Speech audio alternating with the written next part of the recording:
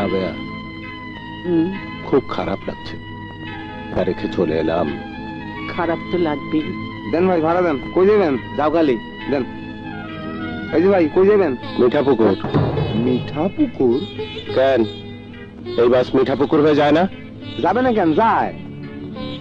আমার কি, আমি তো ভাড়া কাটুন, যাবেন তো আপনি। ওখানে কি কোনো সমস্যা আছে? আরে না না, কোনো সমস্যা নাই।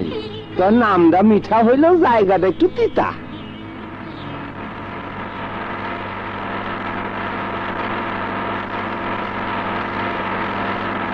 মিঠাপুকুর, মিঠাপুকুর, নামেন নামেন, তাড়াতাড়ি নামেন। আসো রাবে, আসো, সাবধানে সাবধানে সাবধানে দেখে। আসসালামু আলাইকুম ভাবি। ওয়ালাইকুম আসসালাম। আসুন আসুন। কেমন আছিস বন্ধু?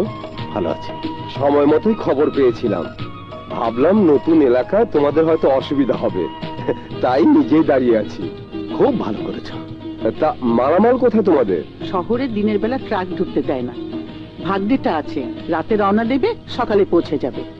ও আচ্ছা, চলেন ভাবি, আপনাদের জন্য ঘর ঠিক করে রেখেছি, কাছেই, হেঁটেই যাওয়া যাবে। চলো চলো চলো, এসো বন্ধু। হাসান, একটা ব্যাপার আমি বুঝতে পারছি না।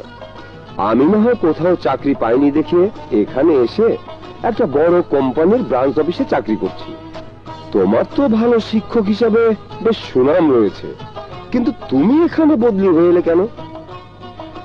এক ছাত্র নকল করছিল, ধরে এক্সপেল করে দিলাম।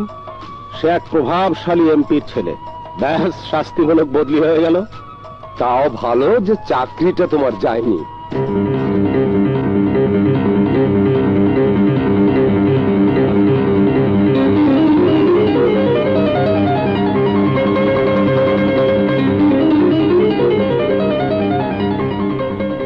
একটা বিষয় আমি বুঝছি না জামান, এত দোকান এই এলাকায়, এটা তো বাজার, বাজারের সব দোকান কালে খান নামে হলো কি করে?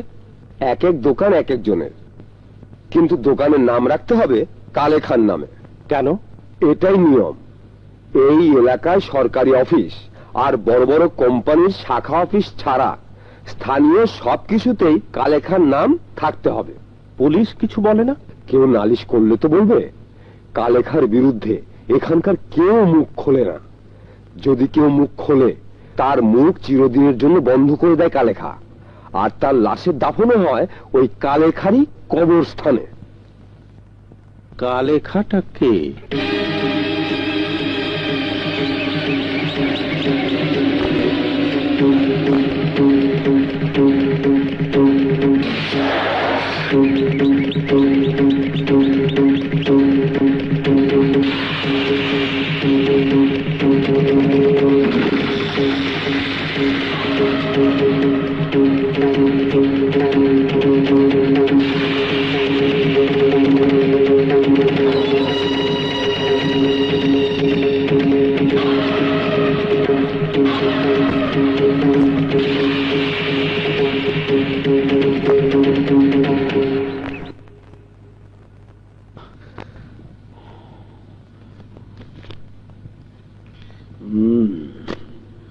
ওজন কম মনে হয়। বস, আমাদের বাপ মারা গেছে, এই সপ্তাহে দিতে পারে নাই, পরের বার দিয়া দিব।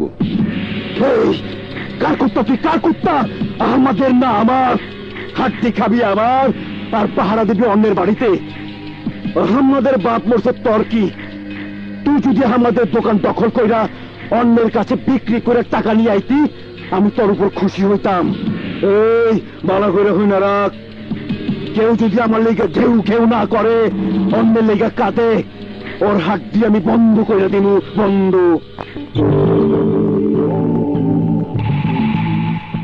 কালেখা, তোমার রাজত্ব ছোট হয়ে গেল নাকি? টাকা কম মনে হচ্ছে। আমি টাকা ছাপাই না চেয়ারম্যান সাহেব, জনগণের কাছ থেকে কাইরা নেই। তোমার গলার আওয়াজটা পছন্দ হইল না। শোনো, তোমার শক্তি আছে, ক্ষমতা নেই। ক্ষমতা হচ্ছে আমার। একটা কথা মনে রাখবা, মালিক যখন কুত্তার পিছনে বন্দুক নিয়ে দাঁড়া থাকে, তখন কুত্তা বাঘকে ধাওয়া করে, আর মালিক যখন পেছনে থাকে না তখন কুত্তা গলি থেকে বার হয় না।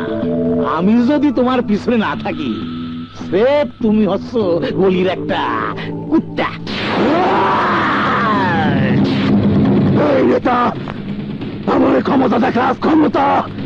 তোর মতো নেতা আমি বহুত তৈরি করতে পারি, কিন্তু এই মিঠা পুকুরে আমার মতো কালেখা একটাই, কথাটা মনে রাখিস। লোক নামাও কালেখা। আমি জানি আমার কথায় তোমার ভেতরটা জ্বলতেছে, আর সেই জ্বালাটা আমার সামনে না দেখায় টাকা আদায়ের সময় এই জনগণের সামনে দেখাও, কাম হবি।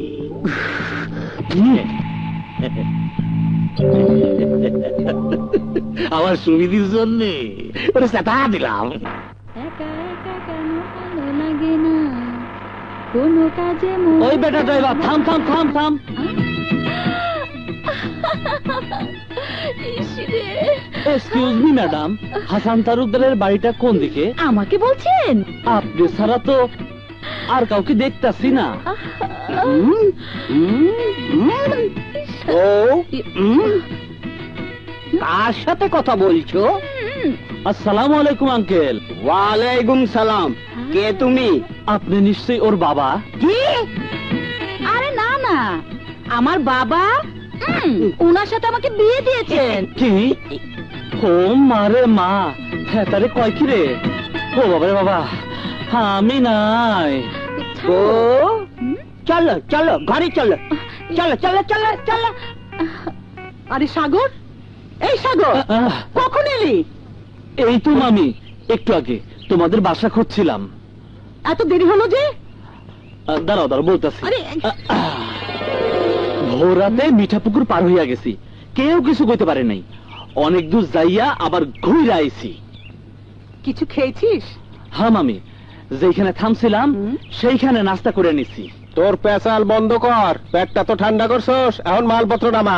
ও একা নামাবে কি করে? আমি দুজনকে বলে এসেছি, ওরা এলে সবাই মিলে একসাথে নামাবো।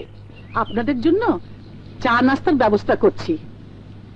আয় সাগর, আমার সাথে আয়। আসি কিছু মামা। মুখে দিবি। যা।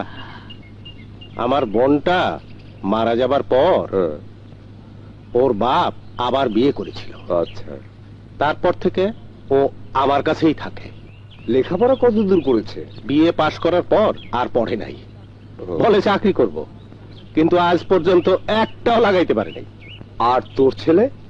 ঠিক উল্টা, বিয়ে পাশ করার পর কমপক্ষে 15টা চাকরি করছে, একটাও টেকে নাই। কোথাও 3 দিন, কোথাও 1 মাস, কোথাও 2 মাস, বড় জোর 3 মাস। তারপর কোনো না কোনো ঝামেলা বাঁধাইয়া চাকরি ছাড়িয়ে দিয়েছে। এখন কি কোথাও চাকরি করছে? একটা 5 স্টার খুব বড় হোটেলে।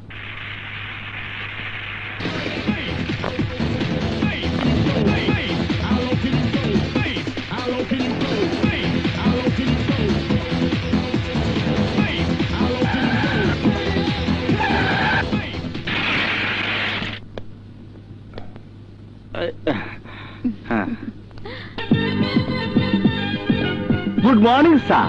মর্নিং। আপনি স্যার সত্যি ভাগ্যবান। কি কপাল লেগে জন্মাইছেন, এক এক দিন এক একটা মাইয়া। একদিন জলি, পরের দিন মলি, একদিন রিনা, আরেকদিন বিনা। আজকেরটা নাম কি স্যার? আরে কি কথা বলছো, সে আমার স্ত্রী। ওই একই কথা স্যার, প্রতিদিনের হোটেল রুম বুক করেন স্বামী স্ত্রী হিসাবে। যে দিক থেকে যখন যারা নিয়ে আহেন তখন তখন এই আপনার স্ত্রী। আপনি কয় নাম্বার স্ত্রী?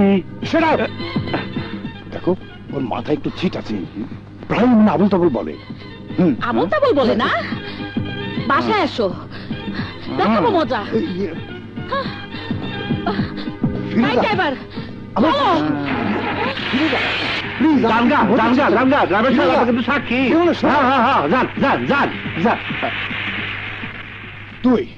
তুই আমাকে শেষ করে দিয়েছিস, তোর জন্য আমার ঘর আজ বরবাদ হয়ে গেল। Manager, manager, manager. কি হয়েছে স্যার? কি হয়নি তাই বলুন। আপনার এই কর্মচারী আমার স্ত্রীর সামনে বলেছে আমি নাকি রোজ একটা করে নিয়ে আসি, ওইসব করি। বলেন কি মান্না? Yes sir. তোমাকে এখানে রাখা হয়েছে কাস্টমারদের ইজ্জত সহকারে আমন্ত্রণ জানানোর জন্য, ইজ্জত নষ্ট করার জন্য নয়। কিন্তু স্যার আমি তো কোনো মিথ্যা কথা কই নাই, সত্য কথা কইছি।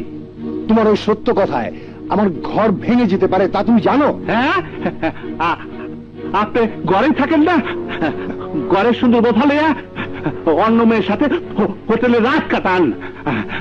আপনি ঘর ভাঙলে দোষ কি? শুনলেন ওর কথা? আমি শেষ।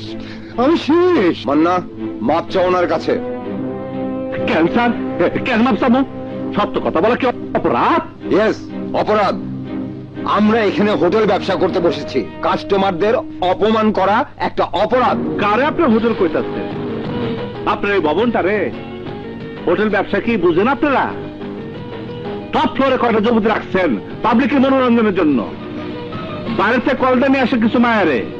হ্যাঁ, ভবিষ্যতের মতো লোকরা বাইরের থেকে মায়া নিয়ে এসা ফুর্তি করে, কখনো 1 ঘন্টা কখনো 2 ঘন্টার জন্য রুম ভাড়া দেন আপনি। এটা আপনি করতেছেন হোটেল ব্যবসা? হোটেল ব্যবসা না কই এখন এই ভবনটারে পতিতালয়, আর এই পতিতালয়ের একমাত্র দালাল আপনি। হাতটা সামনে রাখেন ম্যানেজার সাহেব, তা না হলে হাতটা ভাইঙ্গা কাউন্টারে চলে রাখবো। এত বড় সাহস, আমার হাত ভাঙবি তুই? এই, কে কোথায় আছিস? ধরো কে।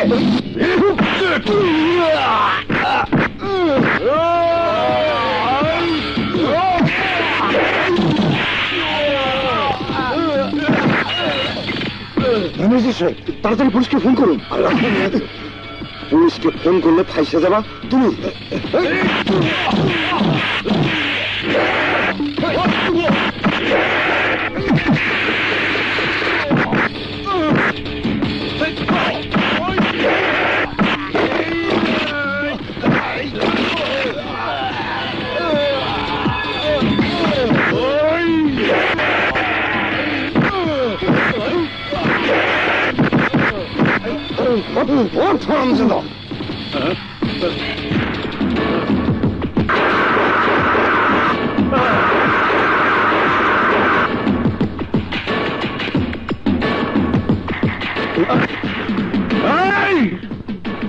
তোর হাত ভাঙ্গা কি অগমত করে দেব? হ্যাঁ, তাইলে অগ হাসপাতালে নিয়ে যা, আর তোর চাকরি আমি নিকুচি করি।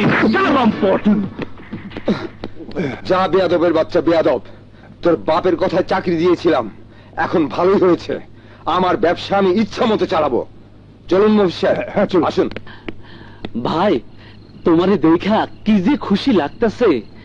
একা একা এমন একটা জায়গায় থাকুন যায় না। কিরে চলে এলি? নিশ্চয়ই চাকরি ছাড়িয়ে দিছিস। কিরে কথা কস না? 1 মাসও তো হয় নাই তুই এই চাকরিটা ধরছিস। মাস পার না হইতেই তুই চাকরিটা ছেড়ে দিলি। বেতন নিয়ে আইছিস? না, বেতন ছাড়া। মান না, নিশ্চয়ই তুই নিজেই কারোর সাথে ঝগড়া বাঁধায়া চাকরি ছেড়ে দিয়েছিস না রে? আচ্ছা মান না, একটা কথা আমার মাথায় ঢোকে না রে। চাকরি করতে গেছিস ভালো কথা, ঠিকভাবে ডিউটি করবি। তোর কি দরকার মানুষের সাথে গন্ডগোল ফাসাদ করা রে? খালি আমার কথাই কইলা? তোমার কি দরকার ছিল এমবি সাহেব পুরো নকল ধরে এখানে শাস্তিমূলক বন্ধু হয়ে আসার? কিসের সাথে কি বিলাস?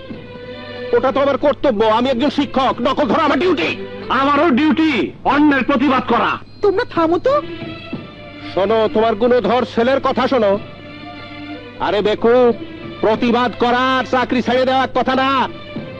খাইয়ে পরে বেঁচে থাকতে হলে টাকার দরকার হয়, আর চাকরি না করলে টাকা পাওয়া যায় না। বাদ দাও না মামা। তুই চুপ কর। ছেলে বড় হইলে বাপের বোঝা হালকা হয়। আমার ছেলে লায়ক হইছে, বড় হইছে, আমার উপর বোঝা আরো বাড়ছে। আহা, ছেলেটা জার্নি করে এসেছে, ঘরেই ঢুকলো না, আর তুমি বকাবকি শুরু করে দিলে। তুমি তোমার পোলারে নিয়ে নাচো নাচো নাচো। মন খারাপ করিস না বাবা। আয় বাবা, হাত মুখ ধুয়ে কিছু মুখে দিবি। আয়। আচ্ছা শোনো, আগে এলাকার অবস্থাটা তোমার বুঝাই দিই। কিরকম? এই মহল্লার সব বাড়ির সঙ্গে গোসলখানা নেই, কাঁচা ল্যাট্রিন আছে।